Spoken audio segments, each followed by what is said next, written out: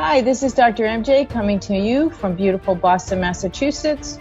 This is the Women in Dentistry podcast, where we feature women in dentistry making waves and leading the industry through the next decade. I am your host, Dr. Mary Jane Hanlon, a former dental assistant, dental hygienist, and now dentist.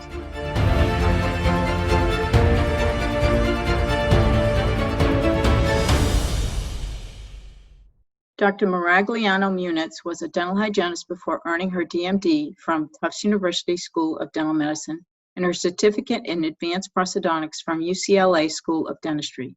She is a board-certified prosthodontist, the chief editor for DentistryIQ.com. In addition, she is the chief development officer for Celerant Consulting Group, a faculty member at Tufts University School of Dental Medicine, maintains a private practice in Salem, Massachusetts. She's an international lecturer and extensively published. Her passion for prevention has stayed with her throughout her career, and in 2010, Dr. Maragliano-Muniz was awarded the 2010 Adult Preventative Care Practice of the Year by the American Dental Association. Please help me welcome Dr. Maragliano-Muniz. Just tell us a little bit about your story and how you got into dentistry.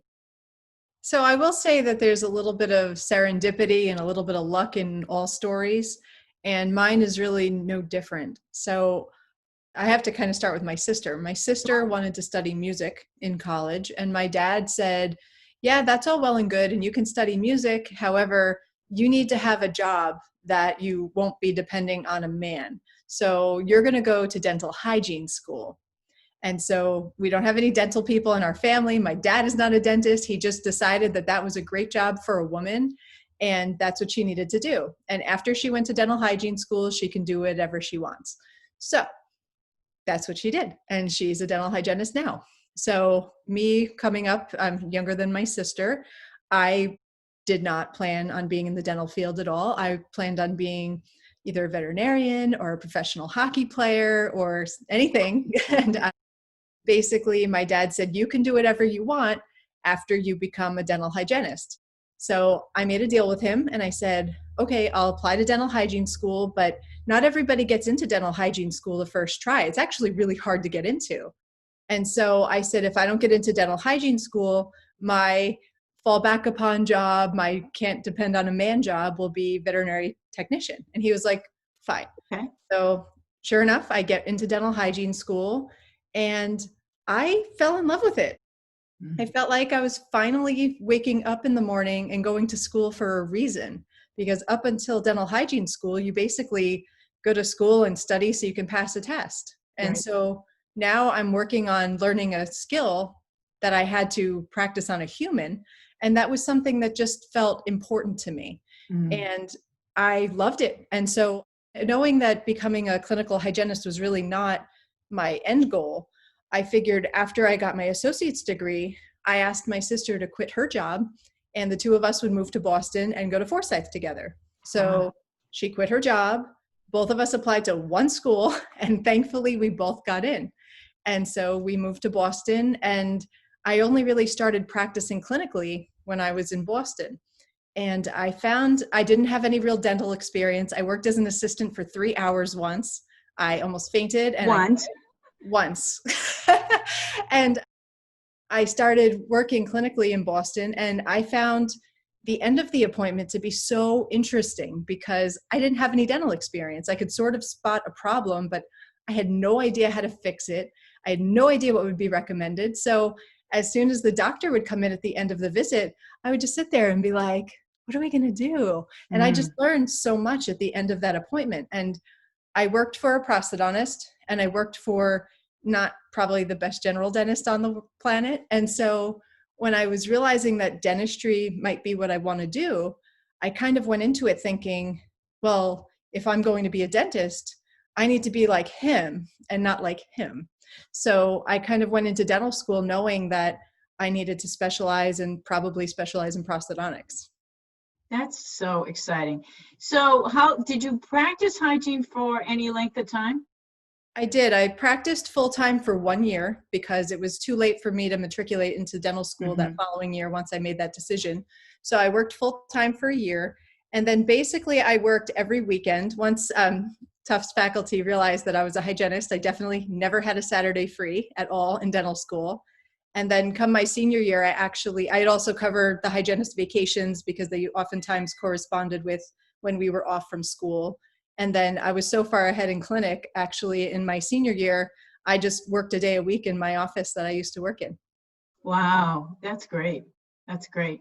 I remember working one day a week myself every all through 4 years of school. But mortgage and child necessitated that, right? So very different. So tell listeners how, like, you could have gotten into hygiene school and hated it, but you loved it. And was there any one thing about the field of dentistry that made you fall in love? Like, I don't remember what caused me to fall in love with dentistry, but I remember the first time I walked into an orthodontist office at 14 years old. I'd come home, I told my mom I wanted to be a dentist, and she gave me the single piece of advice, best piece of advice I've ever gotten, still to this day, and said, well, you better go find out what it's like because you may find that you don't like it. And so I did. I took her seriously, and I found a job after school and went in. And I knew as soon as I opened the door and I spent my first day there that I did not want to do anything else. It was amazing. I don't know how that happens. Was there any aha moments for you?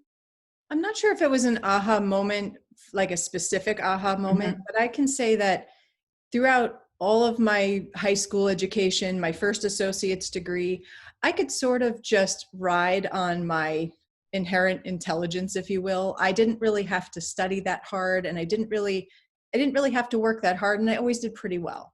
And dental hygiene school was different because I found myself wanting to learn and wanting to know. And it wasn't enough to just, and I came in kind of as an underdog because a lot of my classmates all were assistants and kind of had a general, they knew tooth numbers, they knew what a molar was, and I had no idea. And so I kind of went in there sort of like an underdog, and I just felt like it was something I don't know, like my heart needed to learn. Like it wasn't like, it was something I wanted to know. It wasn't like, oh, I have a test, so I have to study. This was just something that out of nowhere, I took it really seriously, and I developed in hygiene school how I study and how I learn. And I never really took that time prior to that. So I think it was almost, for me, kind of an evolution, but it was definitely a labor of love. And look at you today. So international speaker, you're all over the place traveling, every convention, not now, but I'm sure that you will be yet again.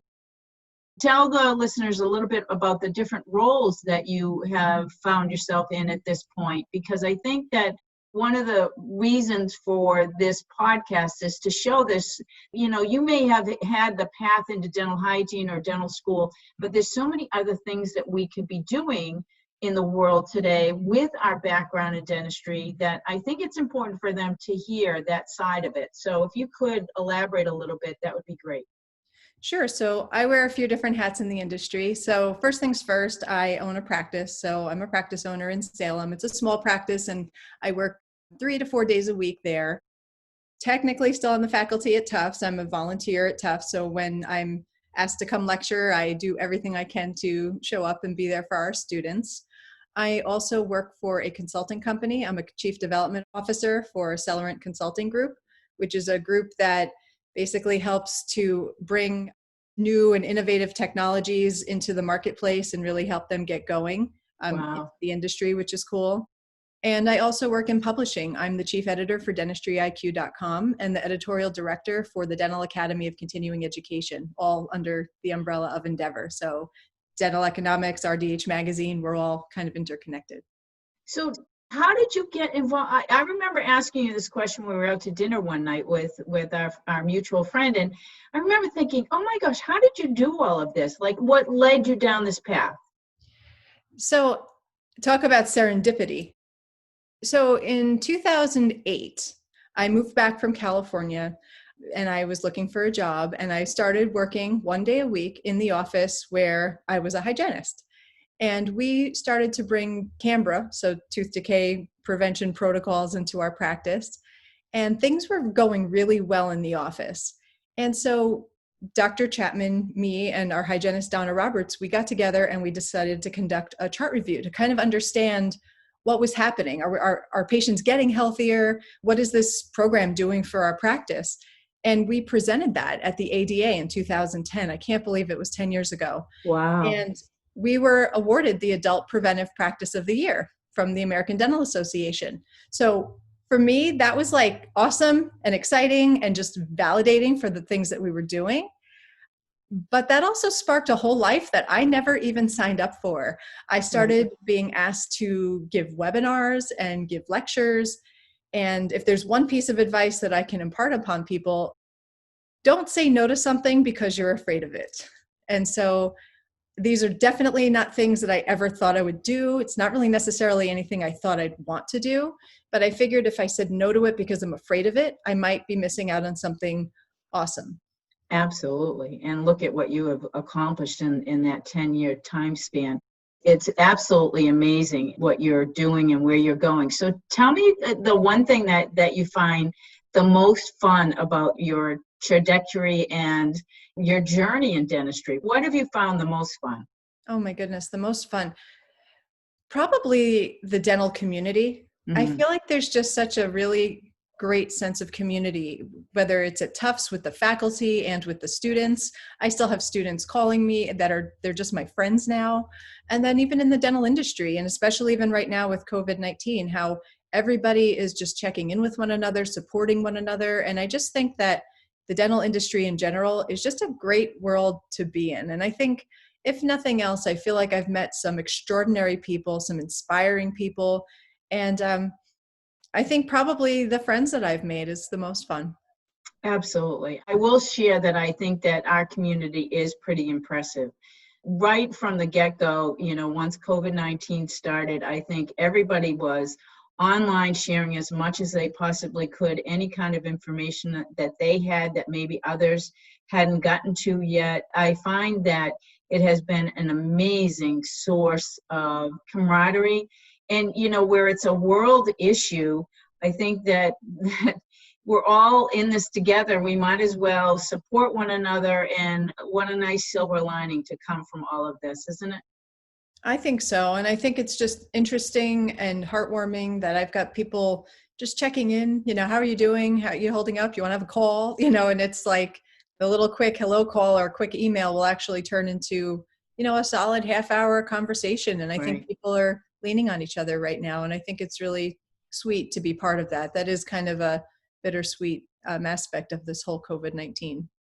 So I'm going to ask you to put your entrepreneur hat back on and tell me a little bit about some of the challenges or obstacles that you've had, at least through COVID-19, with your staff and the office. And then, you don't have to go obviously into detail, but in addition, what's the biggest obstacle you've had to overcome so far in your career? Well, I would say with COVID-19, I think the biggest obstacle, if you will, is you have to rely on yourself as a leader. Obviously you're the leader of your practice, but now all of a sudden, it's kind of, once you have your team in place and you kind of do your day-to-day, things sort of fall into place under normal circumstances. Right. And then all of a sudden this happens and they're looking to you. And I remember we made the decision to close on Sunday night and we had patients scheduled on Monday. And so we had to close, figure out what I was going to do with my staff, tell our patients, kind of continually educate our patients and try to stay in touch with them. So I feel like you almost have to realize, and how you have to, what do they say, like the cream rises to the top or whatever. You really have to, it's not a time to just sit back and let it happen. You really have to dig deep and pull out those leadership skills that that you have, and you have to use them. Absolutely. I find that it has been the biggest challenge for everybody is the struggle with their staff and the hard decisions that we have all had to make. Certainly at the school, we're facing some similar challenges, and we haven't had to do anything yet, but unfortunately I do know it might be coming, and it's a hard place to be. It's a really hard place to be, especially where you have people that have been with you long term. I know some of your staff has been there since you bought the practice. I know, and maybe before then. same thing with the school, as well as I do. Some of the team members that we have there have been there 20, 30 years. So it's, take a deep breath and you hope for the best, but whatever, it is what it is, and we can't really do much about it. Now, is there any other obstacles outside of the COVID-19 that you're really proud that you were able to overcome? So one thing I'm proud of is that I haven't freaked out yet. So it's one of those things where I think that I've been sort of every year. I mean, I've owned my office now for 5.5 years. And so each tax year has been very different. And so it was different with our former president versus our new president. And for me, it's kind of changed every year. So out of that, uncertainty of what was going to happen from a tax standpoint, I try to save as much money as I can. And so I never really thought that a rainy day would come or a rainy 2 months, but it's been here. And I feel like, gosh, I'm really glad that I've been able to kind of squirrel away some funds that I did have rainy day funds. And so I'm not in a situation right now where I'm just, extremely stressed, because that would add a whole other level on top of it. So I'm glad that my staff's been understanding, and my office manager's been awesome. She's just been managing patients, and we've been doing teledentistry. And so it's been, you kind of have to just go, learn as you go, but with each challenge comes opportunity. And I think Absolutely. that you get to reassess your practice, you reassess your staff, you reassess, the things that are making you not as happy in this life and what you need to do to change it. Absolutely. Speaking of teledentistry, the transition to a virtual reality has gone so fast with all of us in dentistry. I think we have been not avoiding, but I think we have been selective about taking on telehealth. And I think it's just amazing how quickly we have transitioned. I know that we're triaging patients at the dental school through our leadership and through the call center with faculty members, and it's working out extremely well. We're able to divert a lot of people from the Tufts Medical Center emergency room, and we're taking care of a bunch of people as well. But we're actually just reassuring patients that everything is going to be okay. And I'm sure that you're doing the exact same thing. It's really impressive to see how fast we've adapted to that. I do believe, too, that you're absolutely on point with innovation and opportunity. I think that amazing amounts of transitions are going to occur in the year ahead as to what we can expect, because it's not going to be status quo when we go back. Obviously, we all know that at this point. But, for all those young dentists that maybe in their first year of owning a practice, or maybe have thought that they were going to buy a practice, any words of wisdom for them? Well, I would say if you want to buy a practice, buy a practice. And, it's got to be one of those things that you really in your heart want to do. I mean, I can tell you from my experience, one of my favorite things about owning a practice is having the autonomy to do things the way I want to do them. And so I know that, from an infection control standpoint, for example, we have used level 3 masks all along. So it's not like I'm scrambling trying to get level 3 masks, because I try to keep infection control as optimal as I can in my practice. And I feel like there's something that brings a lot of pride in being able to do things the way you want to do them.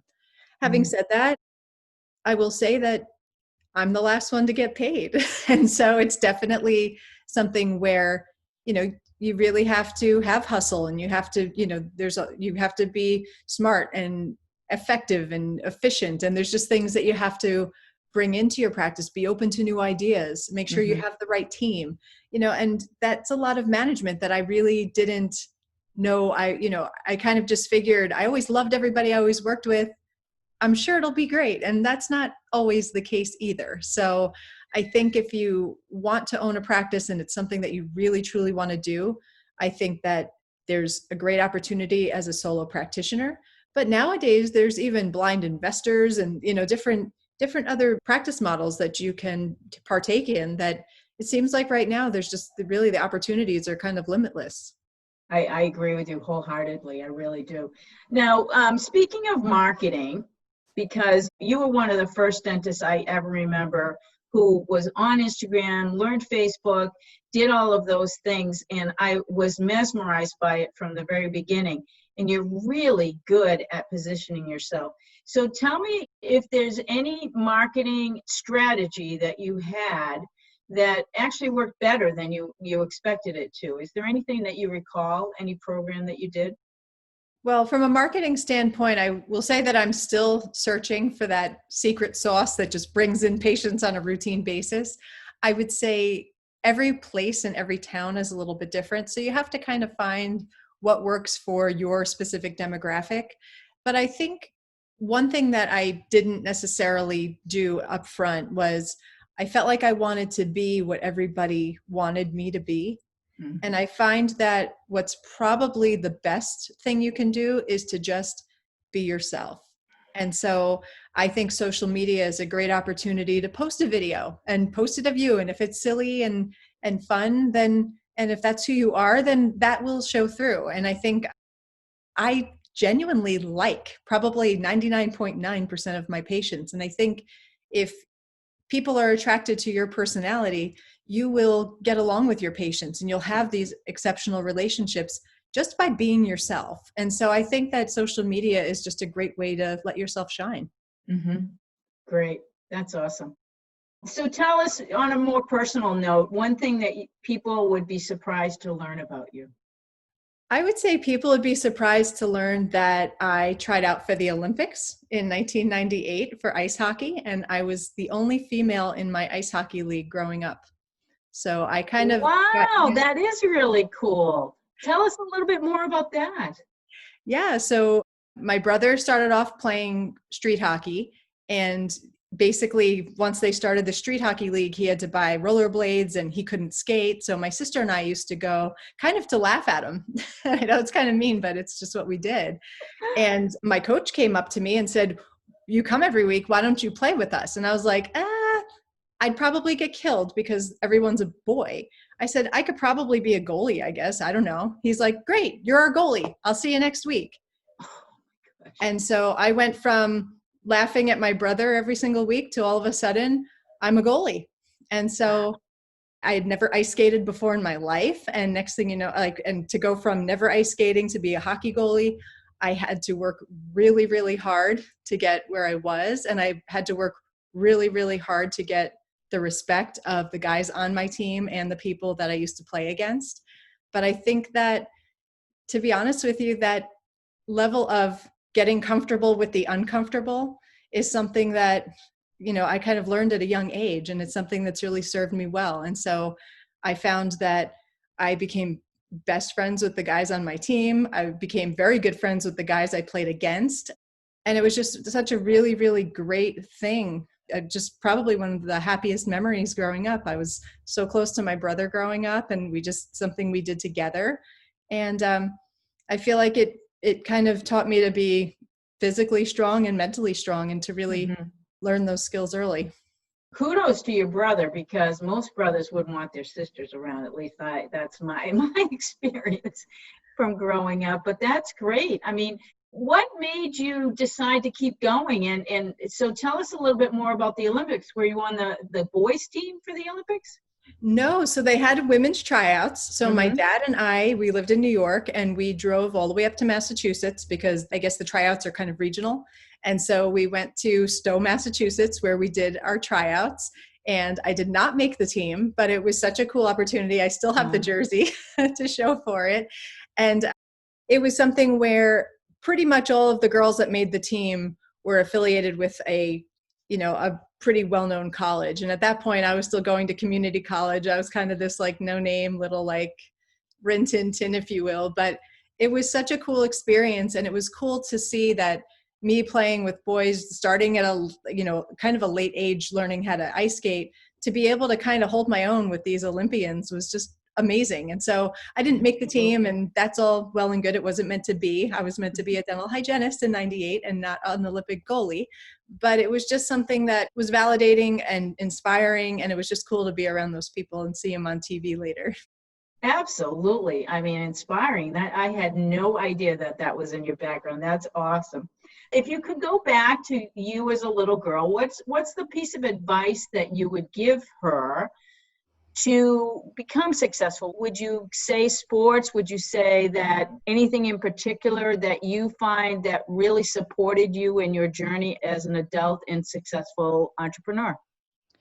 Well, my mom used to always say, and my dad used to say, you could be whatever you want. Like whatever Mhm. you set your mind to, you can do. And that was kind of an attitude that kind of stayed with me throughout my entire life.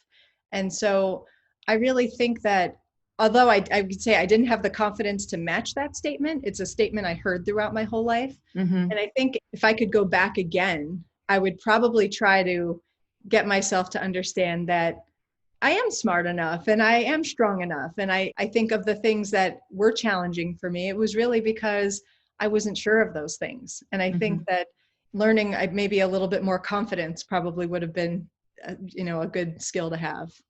Absolutely. And one of the goals that I have for this is to inspire young women to take the step if they don't feel they can or don't feel that they can do anything, that they can do much more than what they think they can do. And confidence, I think, is a huge key to that. So thinking from the point that you mentioned that you didn't have the confidence back then, what helped you gain confidence? What do you think started to contribute to you developing more confidence in your ability? I think a couple of things. One Mm-hmm. was, gosh, I didn't even know if I was going to get into dental school. And when I did, I was convinced, not even thinking, I was convinced that I was going to be the dumbest person in my class, like 100% convinced.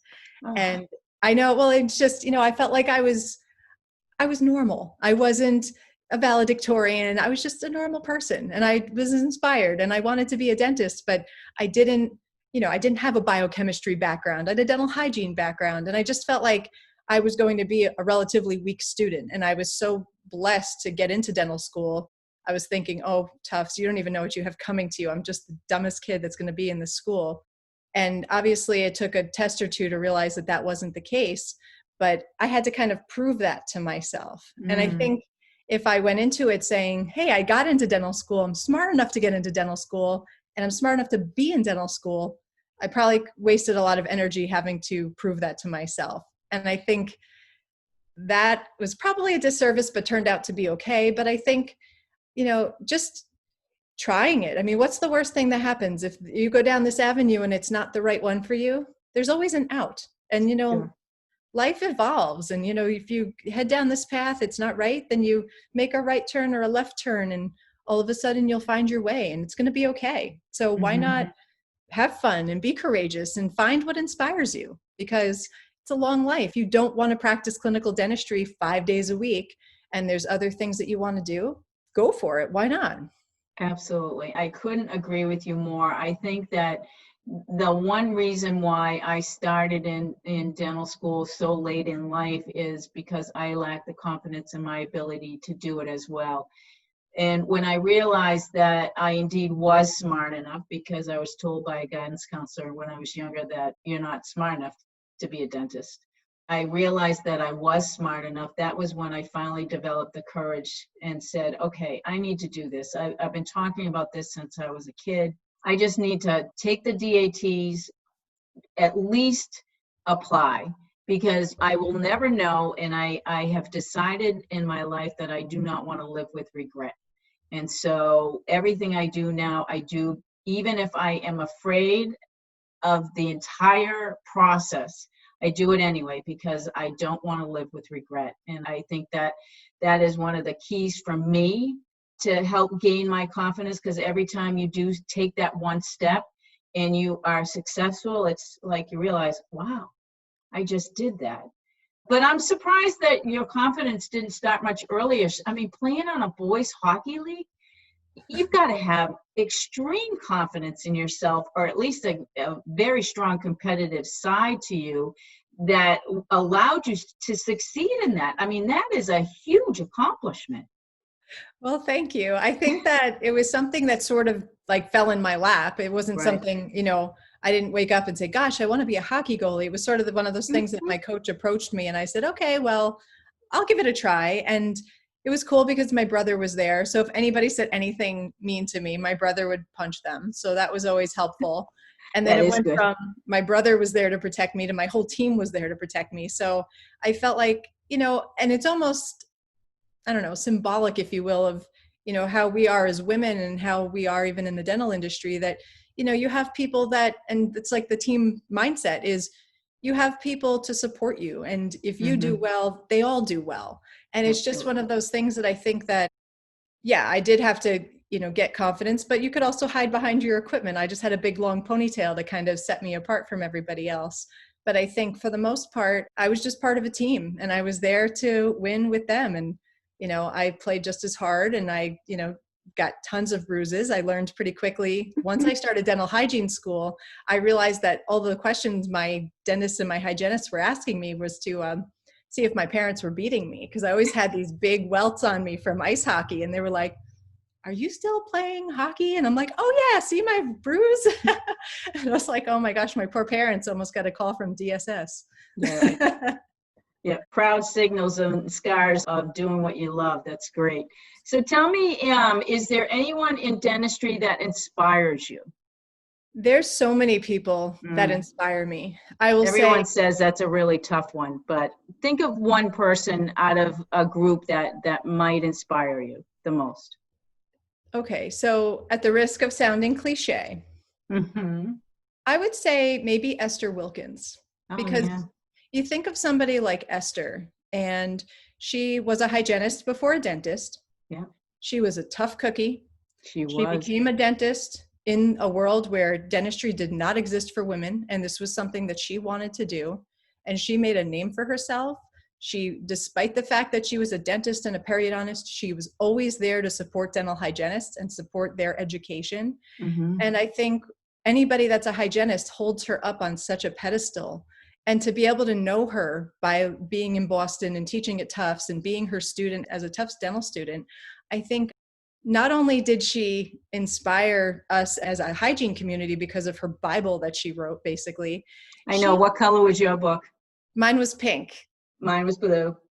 So it's so interesting because every hygienist that I have ever talked to, what color was your book? Everybody knows that each edition was a different color. I mean, Mm. it's amazing. It's amazing.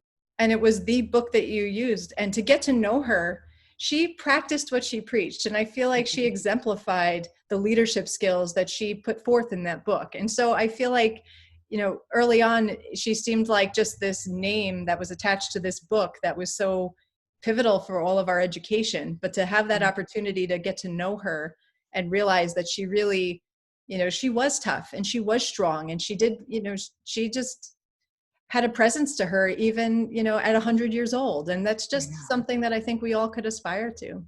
Absolutely. I remember meeting her for the first time and I was in total awe. Total awe because she just presence is probably the right description. She had a presence in the room wherever she was, no matter what she was doing. And I will say that both she and Hildy Tillman both graduated from the same class and were icons back in their day and still, working until, well, Hildy was working till 97, just a couple of months before she passed away. And Esther was working on her next edition of her book when she passed away. So, she was working right up until the end. She was losing her hearing, but as we both know, she was working right up until the end. She just was so passionate about the profession of dentistry and the profession of dental hygiene, for sure. Absolutely. When was the first time you met her? At school at Tufts?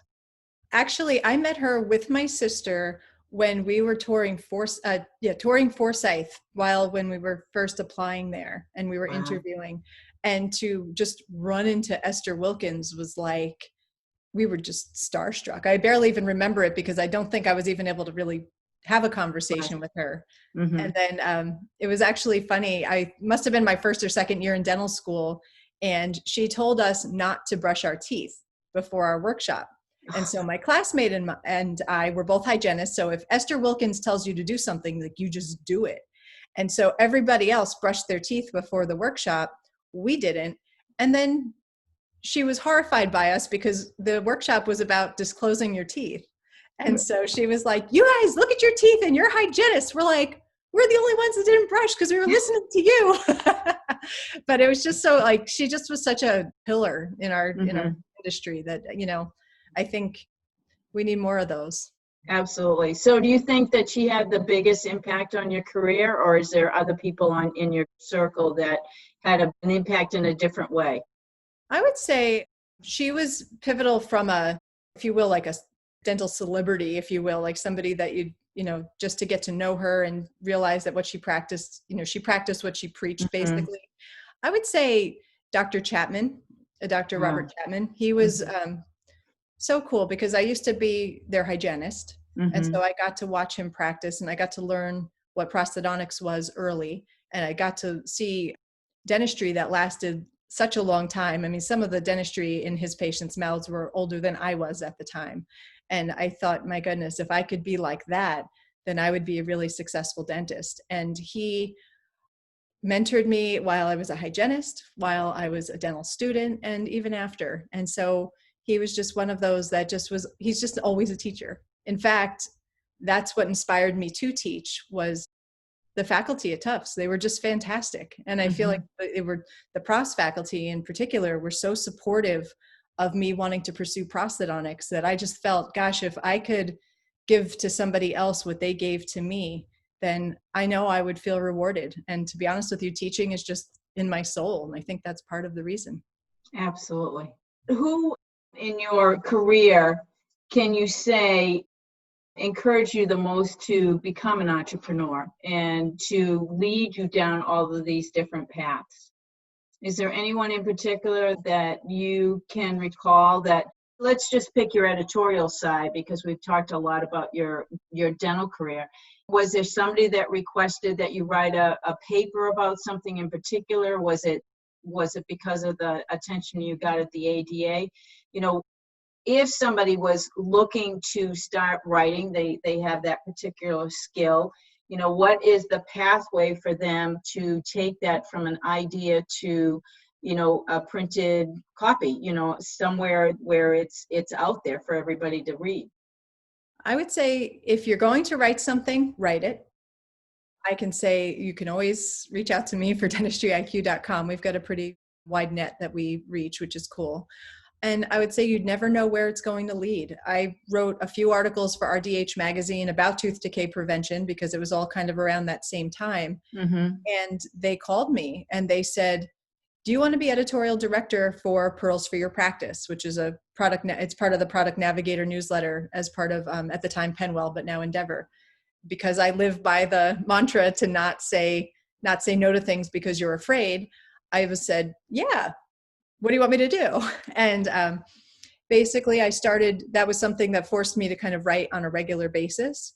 And it got my name out there. And there were people that would come up to me and they say, oh, I know you send me emails every month. And it just sort of led to bigger and different things. And from a person that helped me, I would say probably there was a few women actually in GC America, and I started working with them and they'd sponsor some of my lectures. But I would say I became friends with them, but also because I was new to lecturing into the whole dental industry world, they really helped me navigate it and guide me through there really honestly. And I feel like I can reach out to them and say, hey, I'm thinking of this. What do you think? And as a friend, they're like, this is a good opportunity for you, or you can do this, but then this may happen. And it was nice to have that sort of support. And coincidentally, I would say most of the time it's women that do that for you.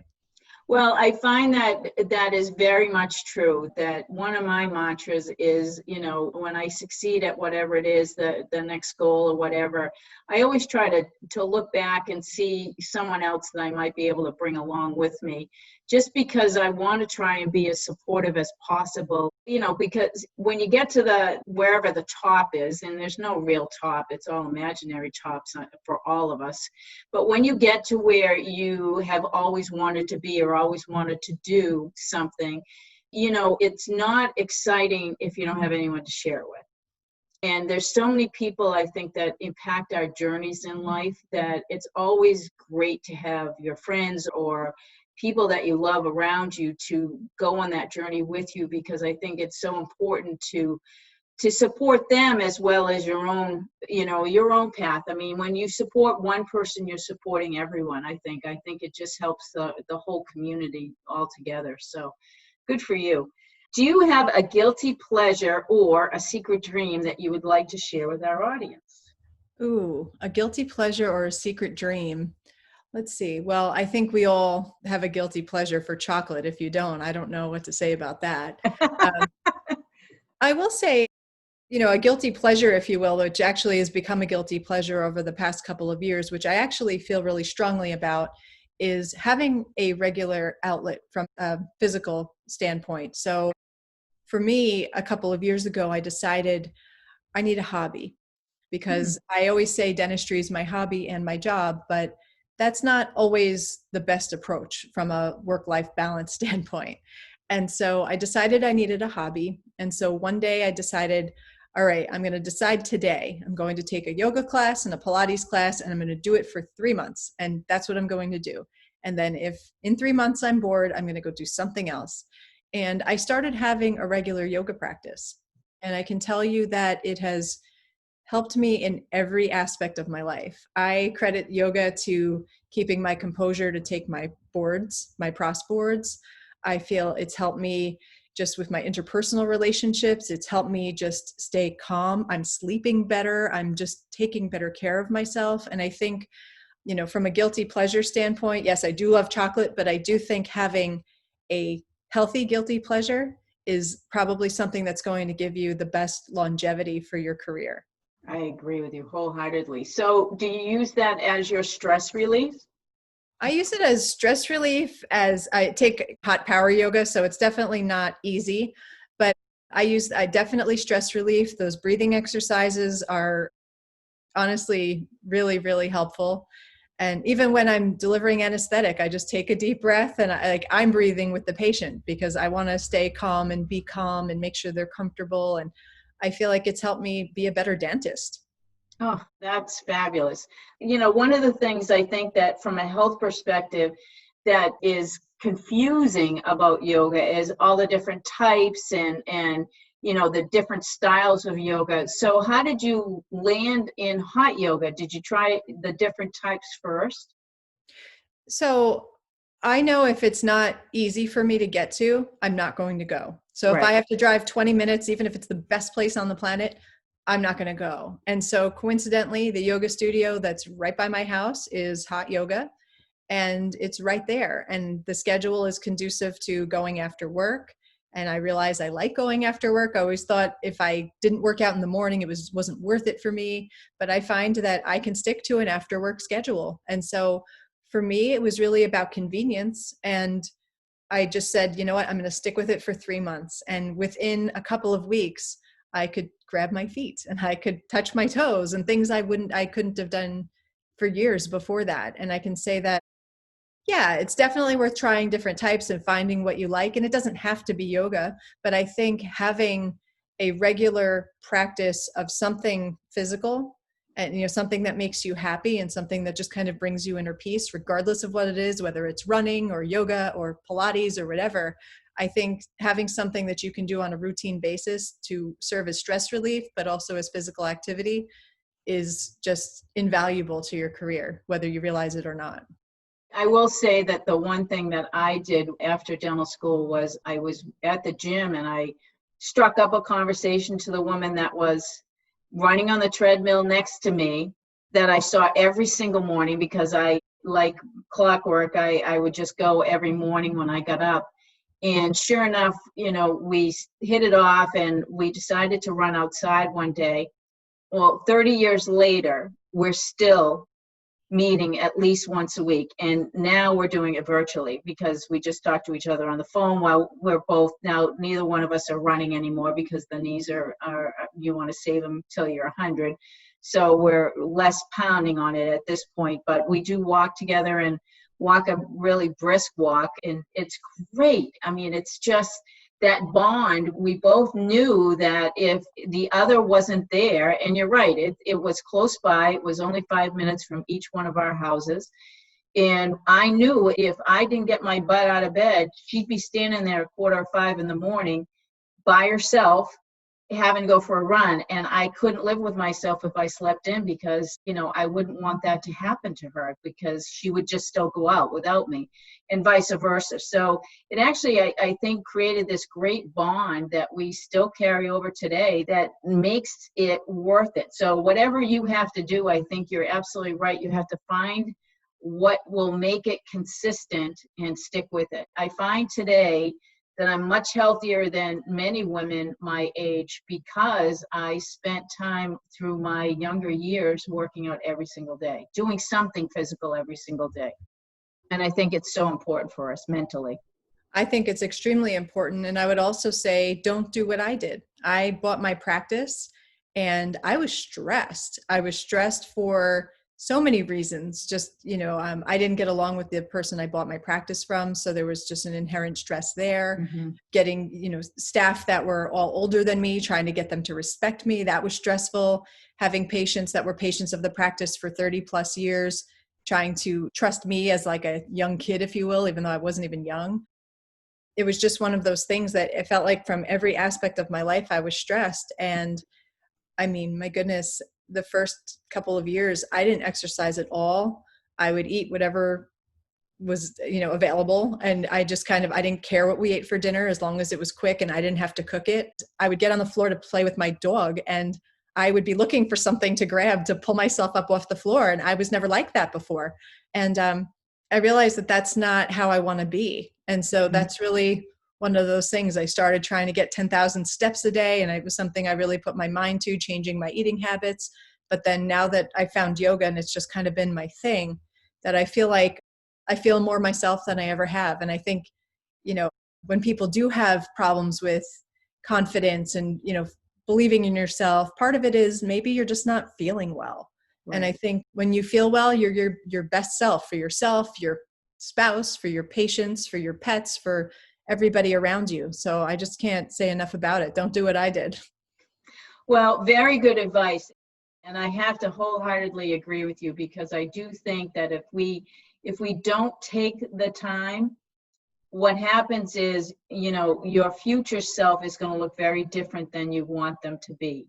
And I will say that, if I were to go back to my younger self in my early 30s, I would say, oh my gosh, please stick with your exercise routine, because it's only going to help you that much more when you're 60, 70 years old.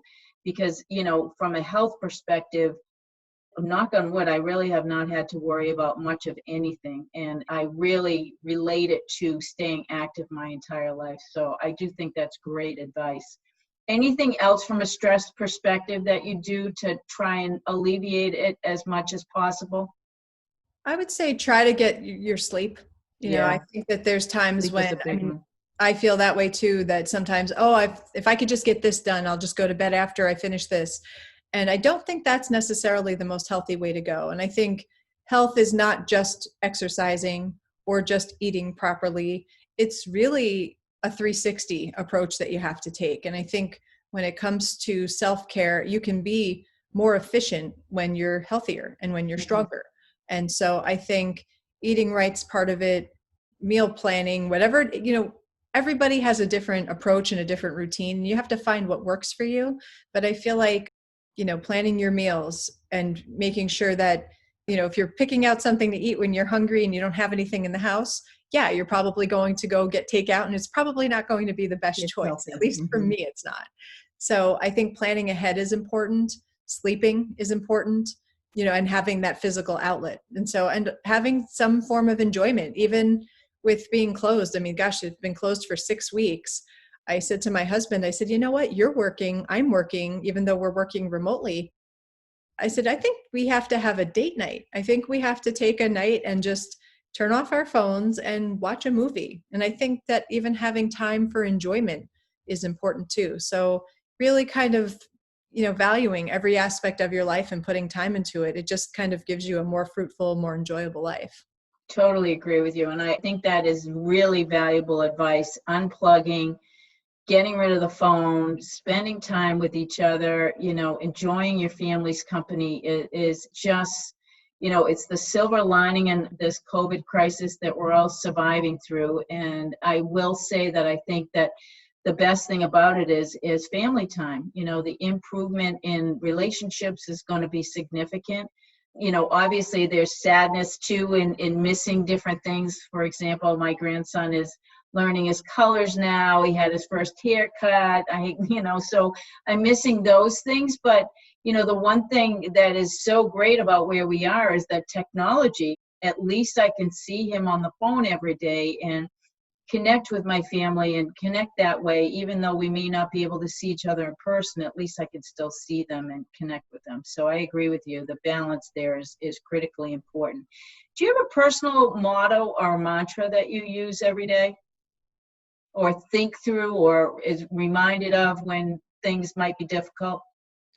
I don't know if I have a personal mantra, but I would say that I did promise myself a long time ago a couple of things. One is to be kind to myself. I'm kind to everybody around me, and I try to give to my patients and try to be there for others. And I think when I decided to take that weight loss journey and that wellness journey a few years back, I decided that it was time for me to be kind to myself. And so if I have a day where I didn't eat perfectly, or I didn't make it to yoga when I woke up expecting to, that I was going to forgive myself. And I think that that's something that I kind of sometimes unfortunately have to remind myself to do, not be so critical of myself, and, appreciate the person that I am and appreciate the things that I give to others. And I also believe very strongly, do not say no to something because you're afraid of it.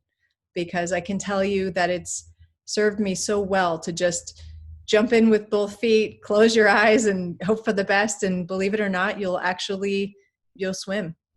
Without a doubt. And I think too, what you probably have done as well as I have done is reach out to people. When you don't know how to do something, people are more than willing to lend a hand and show you or give you instructions.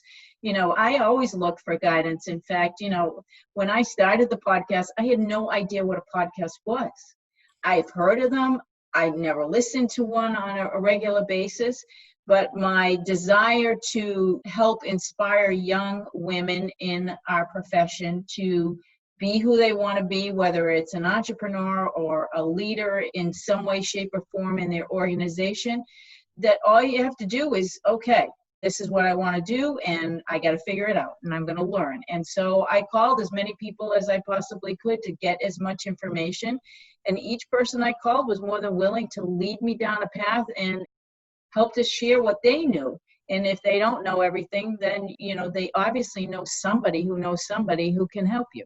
And I think that you're absolutely right, that piece of advice is critically important. Do it anyway. Feel the fear and do it anyway. And I think asking for help is a really great skill to have as well. I can tell you, I don't think it's ever happened. And if it has, I don't remember that somebody said no to helping me because they don't want to help me. I can tell you that for the most part, people are more than willing to help, lend a helping hand, educate, motivate, inspire, point you in that direction, tell you their story so that, you can either learn from them or, emulate them. That help is out there. And so if there's something that you want to do or something you want to pursue, the help is there. You just sometimes have to ask for it. Absolutely. Absolutely. Well, I have to tell you, this has been a great afternoon spending time with you. Tell people where they can connect with you, either your website or online, how they can reach you in different ways. Probably reaching me through social media is the easiest way to go. And so Instagram is Dr. Pamela_Maragliano. Facebook is and LinkedIn, just Pamela Maragliano. And I would say that's probably the easiest way to find me. I'm pretty findable. I mean, my website is salemdentalarts.com, but I'd say, if you want to reach me directly, then the best way is probably social media, and I will get back to you. You'll be surprised, but I try to get back to people as quickly as I can. I can say for sure that you got back to me right away. So thank you, Pam. I have thoroughly enjoyed our afternoon together. So thank you so much for being here, Pam. Thank you. Can I say one last thing? I would love it. Okay. I think that I don't know if your audience quite realizes who they're dealing with here. Because when you talk about a strong, empowered, inspiring woman, you're really where it's at. And so you're just one of those people that when I met you at Tufts, I liked you since day one. And I like you were a practice coordinator just like me. And I was like, she's my kind of people, because I could tell that you're a get things done kind of person. You're fearless, you're strong, but you're kind, and you're just, inspiring. And so I hope your audience realizes, that you're giving because you have this background. You have an MBA, you're a hygienist, you're a dentist, you're a successful practice owner. I mean, you've got it all. And I just think that I hope your audience realizes what they've got, what kind of resource they have in knowing you. Thank you, Pam.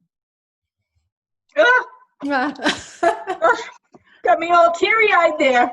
Well, it's true. And so I hope that people realize that, because it's true. And it's, I mean it from the bottom of my heart. I just think the world of you. So I'm excited for you, and I'm excited for your audience, because they've got a treat in store for them. Great. Thanks so much, Pam.